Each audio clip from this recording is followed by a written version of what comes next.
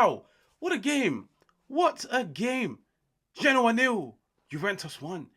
At times, it felt like I was watching World War III. It genuinely felt like World War III was being broadcasted on the TV. I was seeing foul after foul, elbow after elbow. Three-man tag team on Kenan Yildiz after three-man tag team on Kenan Yildiz. Time wasting after time wasting. Like, it genuinely got to a period where I was just sat watching the game. I was like, yep, at any minute now, a tank is about to come onto the pitch and it's wrapped in Genoa colours. It's in the burgundy, it's in the blue. Then I'm going to see, I don't know, a Genoa player run onto the pitch with a bazooka. What's going on, bro? Like, that was one of the most aggressive matches I've seen. And I genuinely felt it. Like, I felt it for those Juve players because I was like, these dudes aren't here to play football. These dudes aren't here to play football. They're here to take you out. And a referee's job, let's just put it out there before we get into the football. A referee's job is to protect both players. Okay, not just Juve. His job is to protect Genoa. His job is to protect Juve. His job is to protect the players. He was letting everything slide. He genuinely was letting everything slide. And you know what it is? You know what it is? Karma. Bro, karma is a... You know what I'm about to say? Karma. Do you know how much I loved it when Juventus scored and Genoa had a player off the field? Do you know how much I loved it? Do you know how much I loved it? Yeah, I was like, this is what you get. This is what you get. Because I'll be honest with you guys, like, if you were to go back now and rewind the game, in case you didn't know, Genoa 0, Juventus 1. If you were to go back and rewind the game, the reason why this game, like, it didn't have, like, it didn't flow, if you know what I mean. Like, the game wasn't really flowing. It wasn't moving through the gears. Gear 1, Gear 2, Gear 3, Gear 4, Gear 5. It wasn't going sport mode. It wasn't going into any of that stuff because every 3-4 minutes, foul. Every 3-4 minutes, play is disrupted. A player is on the floor. A collision. Listen, every team is a representation of their coach. That is something I'm a firm believer in. If you have yourself a coach that has this aggressive, tenacious personality, full of hunger, full of fight, his team will represent that on the pitch. Patrick Vieira manages Genoa. So when you look back on the player that Patrick Vieira was, don't be surprised. But I'll be completely honest with you guys. I don't think Juventus played amazing. They had enough opportunities to win the game more than 1-0. But I'm mainly looking at it and saying these are the type of games that Juventus would have dropped points in. Juventus would have dropped points in last season. Away from home, hostile atmosphere, against opposition that aren't here to play football. Opposition that are just here to clamp you, to foul you, to get into your head. Like, they didn't want to turn it into a football battle. They wanted to turn it into a physical battle, into a mental battle. Who's going to lose their head? Hermano, we saw last week. Cambiasso lost his head. Ended up getting sent off. They probably went into this game against Juventus thinking, get into their heads, rattle them. One of them will get sent off. Another one will get sent off. Now we've got a man advantage. So, like I said, man, karma is a bitch, bro. The fact that Juventus scored with a Genoa player off the field and he was fuming, I loved it. I genuinely loved it. But when it comes to the performance, yeah, man, like Juventus, they had opportunities, like from the Gatti one, which was a ridiculous save. Then you had the Jonathan David one, like straight 1-2 minutes afterwards. He should be converting that. But listen, at the end of the day, every striker misses. Every single striker misses. And I was saying the exact same thing last year when it came to Dusan Vlahovic. If you're going into games and you're only getting one opportunity throughout 90 minutes, you're in trouble. People will always look at the striker and be like, yeah, mate, we had one chance, he missed it. That's why we drew 0-0. No, strikers will miss. Strikers will score you under goals. Strikers will be inconsistent. Strikers will smash the ball outside of the stadium and make it land in Saudi Arabia. This stuff happens. But Jonathan David should be doing better than that.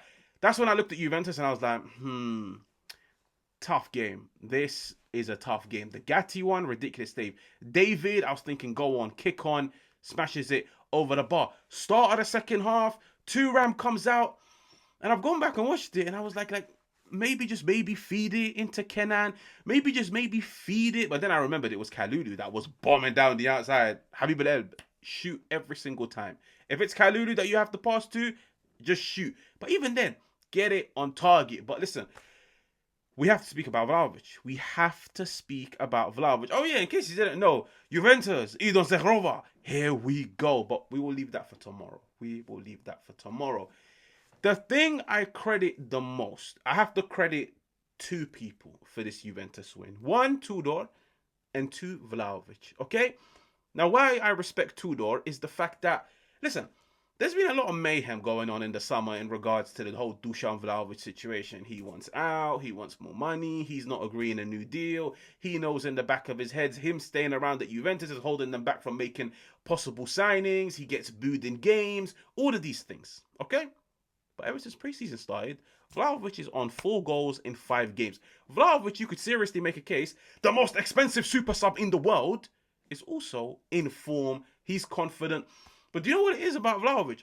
For the first time in a very long time, Vlahovic looks hungry, bro. Like, you see in Ramadan when you're fasting and you can't wait. You can't wait to eat. Vlahovic looks hungry. He genuinely looks hungry on the pitch. Like, when he comes on, like, how do I put it?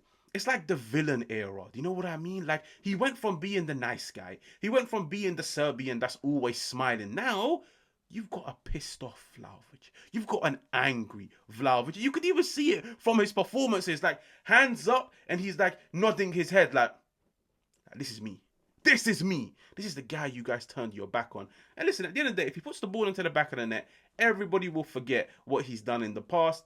He's confident, but where I respect Tudor more than anything is the fact that Tudor watched the game. Now, you have to bear in mind, Jonathan David is the 9. Jonathan David is the striker. Jonathan David is the guy that will start 90% of games this season. Jonathan David is the guy that Tudor has put the majority of his trust in.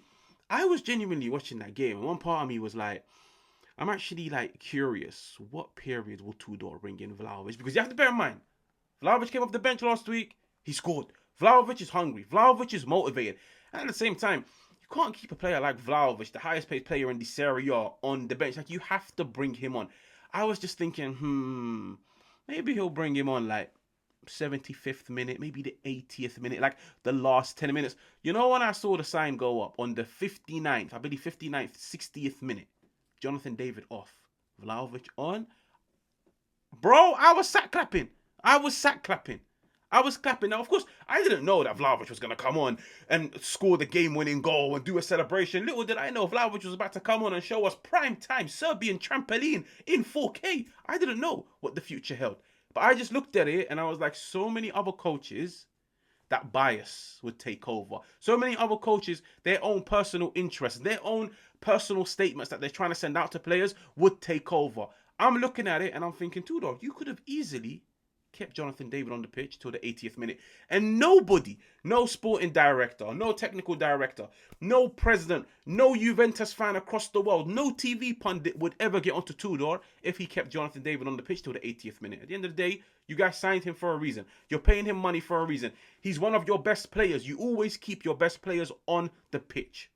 The fact that Tudor looked at it after 60 minutes and he was like, I think I need a bit more physicality in attack. That's what I need. I need a bit more physicality. I need more of that box predator, that fox in the box, like somebody that's just going to sit there, pounce on an opportunity. And he looked at Vlahovic and he was like, listen, I'm giving you half an hour today. Last week, I gave you 10, 15 minutes. Today, you're getting half an hour. You're getting half an hour. Prove me wrong or prove me right. The fact that he comes on, Cup Miners with his assist, you could see the resurgence is there. He gets himself an assist. It's good for him. I feel like also when he came off the bench, off the ball, I was impressed once again. He gets stuck in. He's winning his duels. Cup Miners, for me, just looks fitter this season. I don't know what it is. He just looks fitter. Maybe he's lost about 5 kilos. Maybe he's on a strict diet or something. He just looks fitter. He looks more hungry. And when you've got hungry players, you can bring them off the bench for 10 minutes. They will win you the game. Great delivery. Vlahovic into the corner. 3 points. 3 points is all you can ask for. If Juventus had won 10-0, they would have got 3 points. If Juventus had won 99-0, they would have got 3 points. 1-0, 99-0, 3 points is 3 points. As of now, there's only about 5 teams, I believe, in the Serie A that are unbeaten. 6 out of 6 points heading into the international break. Brand new signing. Hopefully, they go and sign one more if they can. But listen, at the moment, these are 2 games where Juventus were good in moments, but they weren't amazing. Now, it's still early in the season. They still need to pick up. But I'm just looking at it and saying, at times last season, when you didn't play amazing, you dropped points. But this week, last week, when you weren't amazing, you still managed to get a result over the line. And that's so important in terms of squad harmony, in terms of squad confidence, morale. And I think after the international break, you will see Juventus kick on. Man, screw the international break. I was so looking forward to the Serie A, and all you guys gave me was 2 weeks. And now, what do you even watch on the international break? I need to find like a TV show or something. Anyways, make sure to like, make sure to subscribe, and I will catch you guys tomorrow with the Edon Zhegrova video.